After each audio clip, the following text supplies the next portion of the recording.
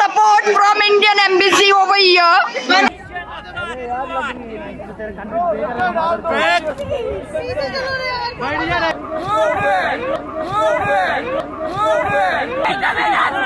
Embassy बोलते तुम border तक आ जाओ, बाकी हम देख लेंगे। अरे बॉर्डर तक आ जाओ, पहले वो तो देखो कि बॉर्डर तक कैसे आए।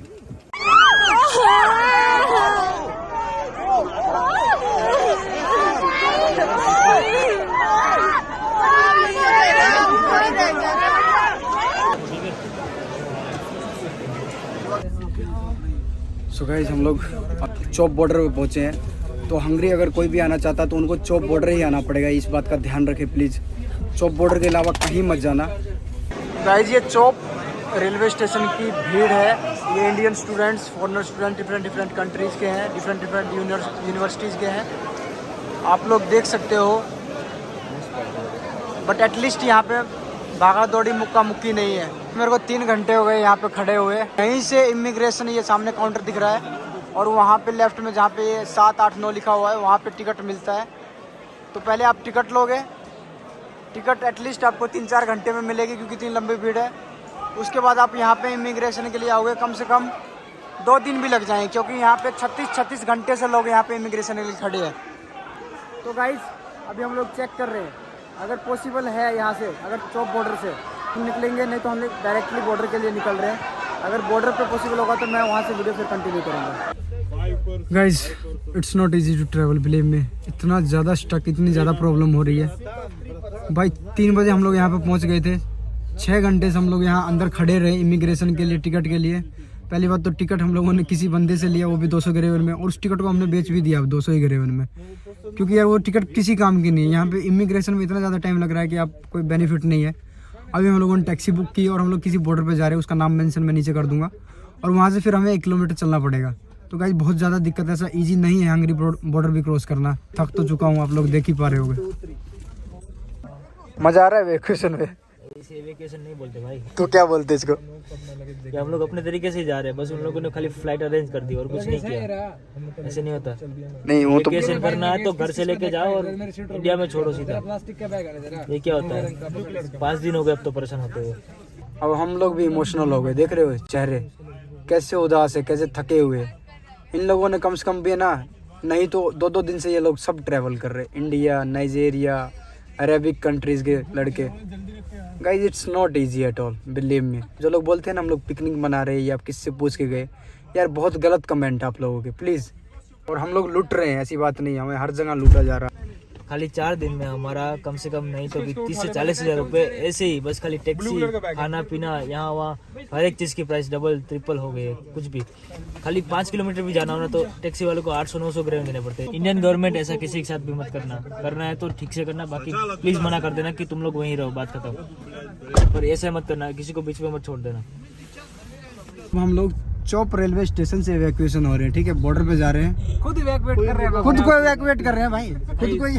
5 दिन से खुद को ही कर रहे हैं। तो देखो कैसे बैठे हुए, सिचुएशन देखो। आज भी कम बैग ज्यादा दिख रहे हैं। लग रहा है इंडिया के गाँव खेड़े में भाई। तो किलोमीटर के 1500 रुपए। मुझे लगता है जो भी क्राइसिस है ना इन लोग को, यूक्रेन वालों को जो भी क्राइसिस है, ये अपने से भुगतेंगे। ये हम लोगों से वसूल कर रहे हम हैं। ये था चौप रेलवे स्टेशन। कैसे चेकिंग हो रही है सबकी, पासपोर्ट, TRC। भाई बहुत ज़्यादा दिक्कत है, ऐसे कुछ नहीं है, तगड़ी चेकिंग थी। और ऊपर से ठंड इतनी ज़्यादा, एकदम से गाड़ी में से उतरे, इतनी ज़्यादा ठंड लग रही थी, कप कप भी चढ़ रही। और भाई गन लेके ऐसे खड़े, ऐसे चेकिंग कर रहे, पासपोर्ट और पोस्टविद का चेक किया। तो so finally we travelled the last tour of this country. Now we have to walk. स्लावा उक्रेन। तो ये टैक्सी थी भाई, हम लोग आए थे। Thank you brother, thank you. तो चलते हैं भाई अब पैदल। तो गाइस देखो गाइस, बॉर्डर से पहले कैसे लाइन लगी हुई गाड़ियों की, और सब अपना बैग खींच खींच के ला रहे हैं। ऐसे कितने इंडियन स्टूडेंट्स हैं, सब पीछे आ रहे हैं और हम लोग भी जा रहे हैं ऐसे। तो गाइस लाइफ का एक्सपीरियंस था ये भी, मज़ा आया, थोड़ा सा टेरिबल है, लेकिन जब तक बॉर्डर नहीं क्रॉस कर लेते तब तक चैन नहीं है। तो गाइस हमने बॉर्डर क्रॉस कर लिया है, ये था बॉर्डर, और हम लोग जा रहे हैं इधर। गाइस एक चेक पोस्ट पार किया, वहाँ पे TRC, पासपोर्ट, हर जगह बहुत ज़्यादा चेकिंग है। मेरे बैग की हालत बहुत गंदी है। भाई it's not easy to activity yourself, believe me guys. 2 kilometre से ऐसे बैग को घसीट रहा हूँ। लगभग 25 किलोमीटर। नेटवर्क नहीं है फ़ोन में, लेकिन फिर भी कर रहे हैं। अभी एक चेक पोस्ट और बाकी है, वहाँ से क्लियर करना है। मैं एक मैसेज देना चाहता हूँ गाइस, वहाँ रेलवे स्टेशन पर रहोगे तो बॉर्डर क्रॉस नहीं कर पाओगे। तो इट्स बेटर कि वहाँ से निकल जाओ। वहाँ बहुत ज़्यादा भीड़ है, अलग अलग कंट्रीज़ के बच्चे हैं, तो इट्स डिफ़िकल्ट। भले ही 2 किलोमीटर चलना पड़े, पर हमें वहाँ पे रुकना मत, वहाँ से निकल जाना। गाइस बॉर्डर क्रॉस करने के लिए गाड़ियों की लाइन देखो। ये है final crossing of the border. बस यहाँ से वो इमिग्रेशन के लिए स्टाम्प देंगे, उसके बाद फिर हमें वहाँ से फिर निकल जाना है। उधर देखिए, इतनी ठंड में भी बच्चे स्ट्रगल कर रहे हैं, ये कोई मजाक की बात नहीं है। सब अपना जानवर देखिए लेके भाग रहे हैं देश, कितनी दयनीय स्थिति थी।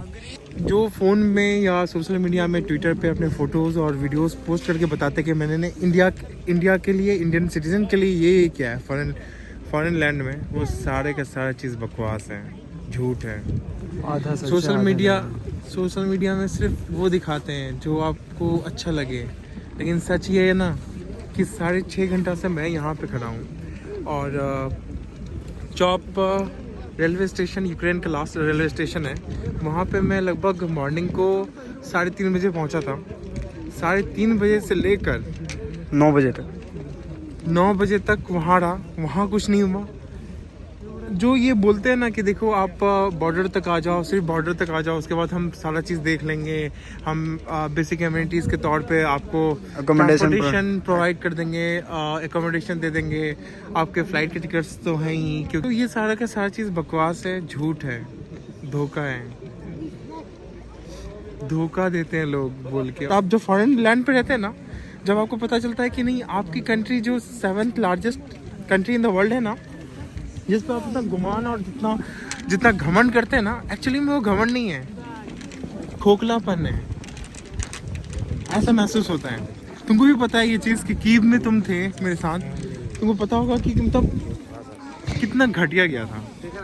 वो जो इंडियन एम्बेसी है, एक भी बेसिक एमिनिटीज़ ना, ट्रांसपोर्टेशन, सीधा हाथ खड़ा कर लिया, hands up. India in Ukraine as a Indian embassy has failed to serve us। क्या और क्यों रो रहे हो भाई? रोना भाई रोना अभी नहीं आता है, और क्या बोलूं, इतना परेशान है, इतना थके हुए हैं, रोना भी नहीं आते। सुबह 3 बजे से रेलवे स्टेशन 9 बजे तक 10 बजे तक खड़े थे ऐसे, टिकट नहीं होते हैं, वीज़ा भी नहीं हो, मतलब इमिग्रेशन में वो उसका कोई गारंटी नहीं होता है क्या होंगे नहीं होंगे। जैसे भी इधर है, इधर इतना ठंड है, इतना मोटे जैकेट पहने फिर भी ठंड आ रहा है, और इधर ऐसे देखो कितना लाइन पड़े है। एक भी कुछ आगे जाते 2 मिनट, उसका पूरा आधा घंटे के लिए गेट बंद हो जाता है।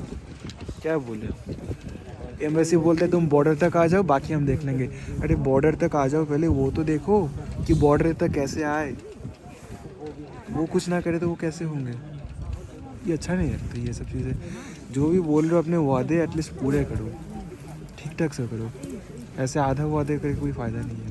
क्या ही बोलूं गाइस, बहुत ज़्यादा फ्रस्ट्रेशन हो गया, बहुत ज़्यादा टायर्ड फील कर रहा हूँ। पता है, ये लगातार कल से आई थिंक 36 घंटे ऑलरेडी हो गए हैं जब ट्रैवलिंग कर रहा हूँ, और उससे पहले 2 दिन पहले आपकी वीडियो मतलब मैं डाल चुका हूँ कि मैं कीव में फंसा हुआ था।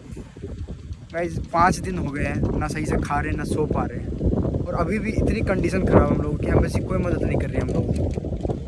क्या है यार, ये क्या है? ऐसे मतलब बोलते हैं कि आप बॉर्डर तक आ जाओ या क्या? ना टिकट हो रही है, ना हम लोग वहाँ पे रेलवे स्टेशन पे कोई सुविधा है, ठीक है, ना आगे की कोई ट्रांसपोर्टेशन, हर जगह हमारे से पैसा लूटा जा रहा है।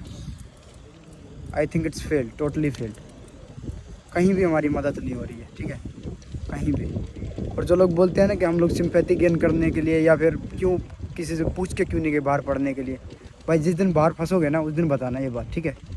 कोई मदद भी करने नहीं आएगा ना, तब तुम्हें फील होगा क्या चीज़ होती है जब किसी मजबूरी में लोग फंसते हैं। ये होता है इमोशनल टायर्ड आदमी, दुख से परेशान, सोचने के लिए कुछ नहीं है, करने के लिए कुछ नहीं है।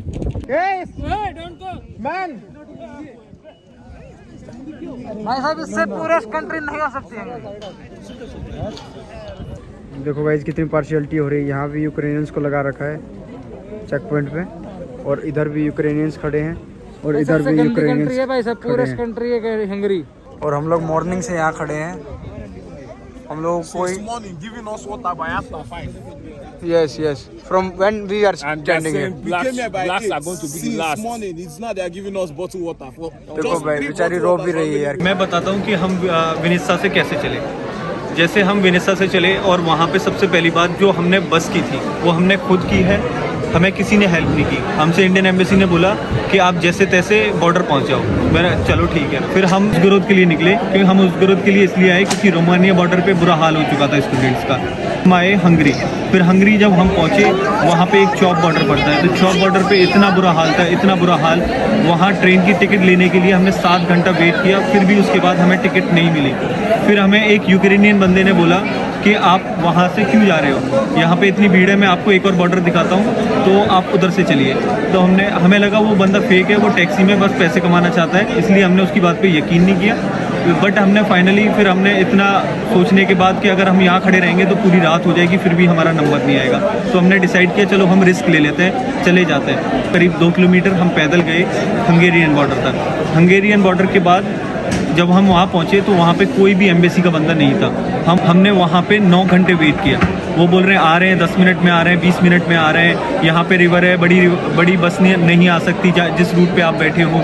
जबकि और कंट्रीज़ के लोगों की बसेस वहाँ पे आ रही थी, अरब कंट्री के, पैलेस्टीनियन कंट्री के लोगों की वहाँ पे, मोरक्को की बसेस आई हैं।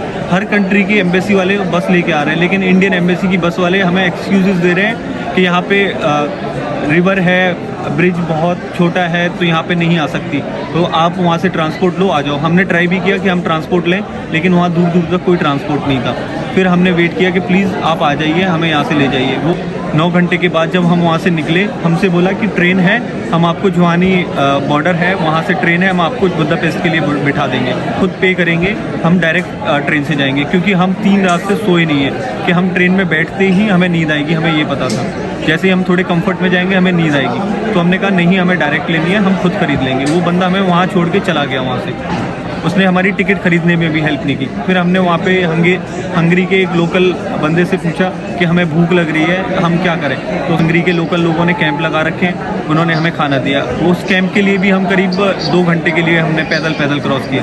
तो बुदापेस्ट पहुँचने के बाद यहाँ पे वॉलंटियर्स कुछ इन्होंने हमारे लिए शेल्टर अरेंज किया, सब कुछ अरेंज किया। यहाँ पे आने के बाद सिर्फ हंगरी में पहुँचने के बाद हमें असिस्टेंस मिला है, उसके पहले ना बॉर्डर पे, ना यूक्रेनियन बॉर्डर पे, ना हंगरी बॉर्डर पे कोई भी बंदा, सिंगल बंदा एम्बेसी का नहीं था, कोई भी सिंगल बंदा एम्बेसी का नहीं था। तो सर, और हम तो यहाँ पहुँच गए हैं, लेकिन आज एम्बेसी वाले खुद अपनी बस करके तो आ रहे हैं, लेकिन वो स्टूडेंट्स के बारे में बिल्कुल नहीं सोच रहे हैं कि स्टूडेंट उनके बाद कैसे निकलेंगे। वो जितने हैं वो किसी न किसी के दोस्त होंगे, फ्रेंड होंगे, बेटे होंगे किसी के, उनके बारे में कोई नहीं सोच रहा है। न खार्किव में बुरा हाल है, उनके बारे में कोई नहीं सोच रहा है। तो प्लीज़ मेरी रिक्वेस्ट है, इस वीडियो को ज़्यादा से ज़्यादा शेयर करें। इस पर जितने ज़्यादा लोगों के पास पहुँचेगी ये वीडियो, उतनी उन लोगों की मदद होगी। हम तो सेफ़ एरिया में आ गए, लेकिन हमें फिक्र है उन लोगों की भी। उनके माँ बाप का कॉल आ रहा है, वो रो रहे हैं। मेरा दोस्त तो मेरे से ये कह रहा है कि भाई आप कैसे चले गए, रो के मेरे से कह रहा है कि आप एटलीस्ट मेरे लिए रुक जाते, मैं 2-3 दिन में आ जाता। हमने बोला कि घर वाले इतना प्रेशर कर रहे हैं, हमें जाना है, जब तुम्हारे लिए होगा मैं तुम्हें सारा रूट बताऊंगा कैसे आना है तुम्हें, आप टेंशन मत लो, सब कुछ ठीक हो जाएगा। हम उसे हिम्मत दे रहे हैं। वो रो रहा है, उसके रेलवे स्टेशन पे शेलिंग हुई है, उसके हॉस्टल के पास शेलिंग हो रही है, और वो हर वक्त बंकर में बैठे हैं। प्लीज़ उनके लिए उनकी वॉइस रेज करो और इस वीडियो को ज़्यादा से ज़्यादा शेयर करो ताकि उन पर हेल्प पहुँचे।